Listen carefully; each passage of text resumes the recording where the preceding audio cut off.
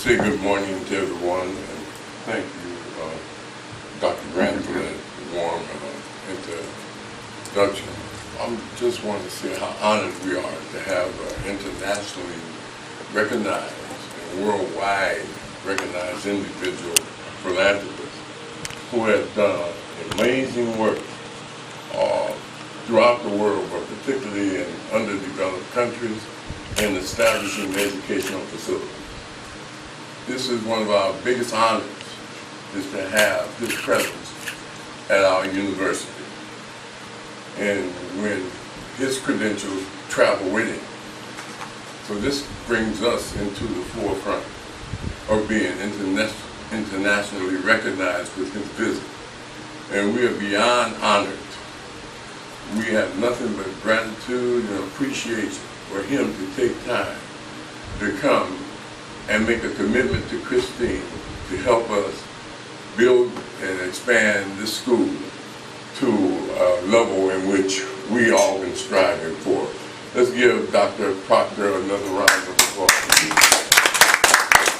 Secondly, Yuin has been in the Compton community for over 30 years. It was primarily for international students, and it was non-accredited.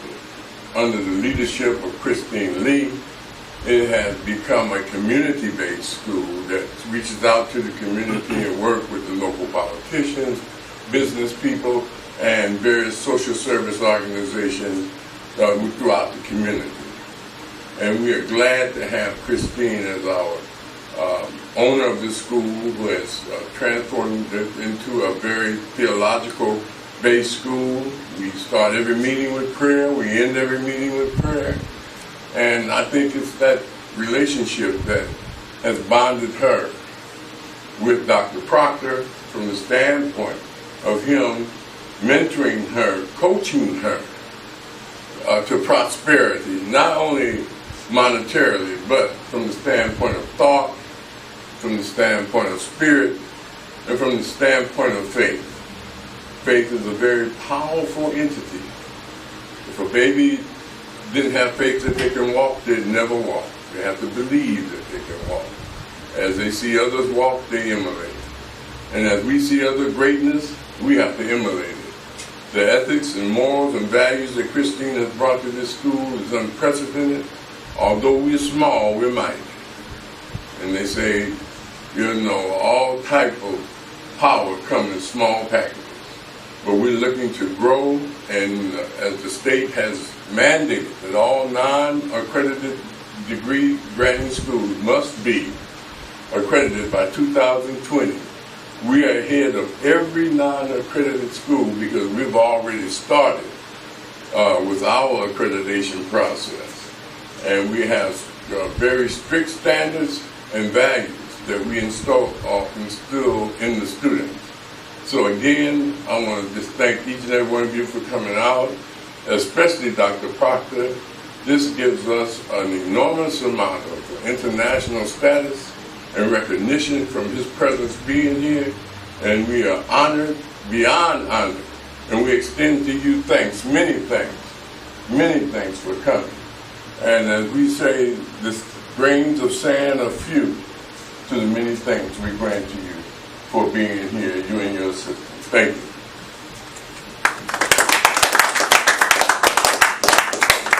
Thanks, Dr. Roth, for that word. So this is the first time I've met Bob Proctor and Gina today, but that's okay. New friends are always great. They're always welcome. And I love meeting new people. I think it's just phenomenal. And I'm looking forward to hearing from both of you today. So we kind of put you on the spot. We put you on the podium, and we asked you to say something. But that's probably not unusual. So I'm just going to give them the mic and the podium, and whatever you guys want to share with the group, whatever thoughts and ideas that you want to do, however you want to do it, you guys are more than welcome to, and we would really appreciate it. So thank you for doing that. Thank you, doctors. I appreciate it. It's a real honor for me to be here. I know I probably speak for Bob as well. My name is Gina Hayden, and I've worked with Bob for 30 years. I run all the events in the company. I work with him directly. And I'm just really going to speak to him. He has been in the personal thought industry for just over 50 years, having worked with the legendary Earl Nightingale. He's worked with some of the most prolific thought leaders in the world. But what makes our programs unique is that Bob teaches about the mind and how it operates to get the results we want or the results we don't want. And our programs have a spiritual aspect to them. It appears to me that faith and spirituality is a big part of this school. And certainly, having worked with Christine, I know the woman she is. Physically, she doesn't have a big stature. She's very humble. She's very quiet. But she has a real dream. And she has a fire in her belly that is unmatched. And when she makes her mind up to do something, you can bet that it's going to get done. It has been a real pleasure for us to work with her. And when I was speaking with Kevin this morning, he was talking about the staff and faculty here are very coachable. And that's probably one of the things that we love about Christine is that she's very coachable and she's very humble. She's always saying, oh, it's just me. And Bob and I are, after our conversations with her, we'll often talk and we'll be like, man, she just goes out and does it. And it doesn't matter if she knows how to do it. If it's in her head, it is going to be absolute fact. So I think you're probably all privileged to work with somebody like Christine who has such a positive attitude and certainly is going to make this happen. And there's no doubt in my mind that this school will be on the map, and certainly with each of your own qualifications and expertise. I think you've got a really good, strong unit here that can really put Yuin University on the map and really attract, as Kevin was saying, from the community as well as internationally. He was saying that you have about 200 students right now, but that's without any marketing, without really any effort, and that your registration is mostly by word of mouth. So, with that great energy behind you, doing a little bit of marketing, doing some things through the school that you can't see right now but are in the works, there's just great things for you. So it's a real honor for me to be here. And without any further delay, I'll introduce Bob Proctor.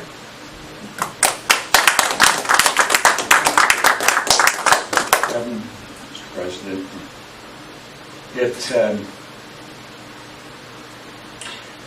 we start our day in our company with an exercise in gratitude and just thank God for everything that we have. And we always have a long list of things that we're grateful for.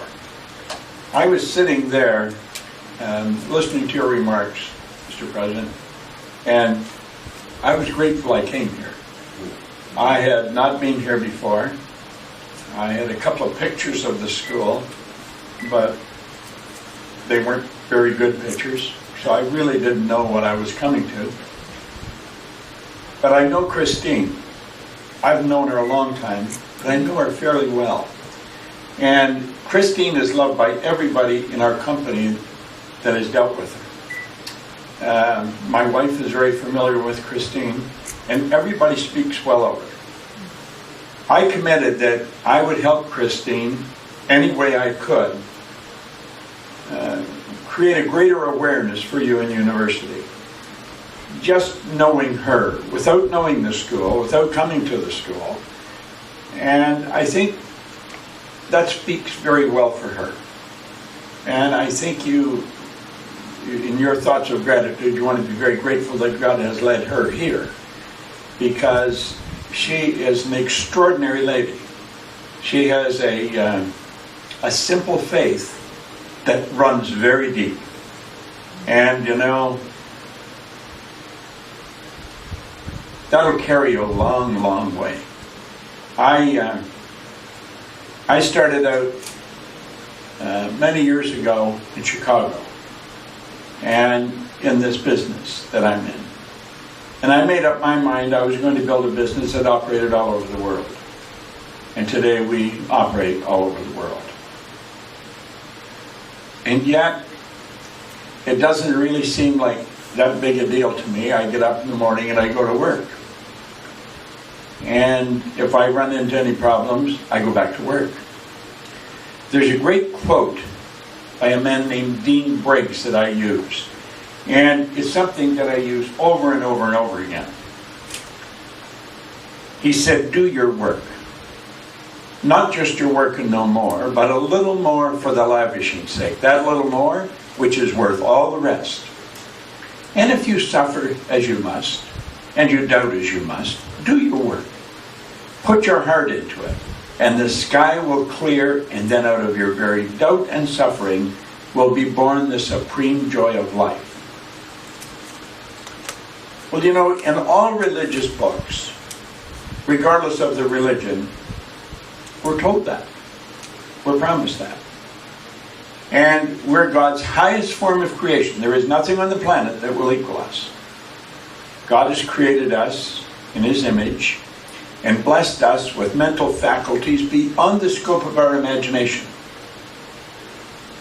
And where we may not have some of the fancy things that somebody else might have, if we've got this belief, and we really believe in God's Word, and believe in the laws, I believe God operates by law.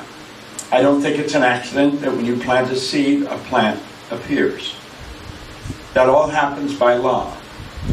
Where I come from, in the fall, the leaves fall off the tree. But they all come back again in the spring. The night follows the day. When the tide goes out, the tide comes in. This is all an expression of law. And I see the law as God's modus operandi. It's how everything's done. And the more we learn about the law, I think the more successful we be. Not just the more we learn about it, the more we learn and fall in harmony with it.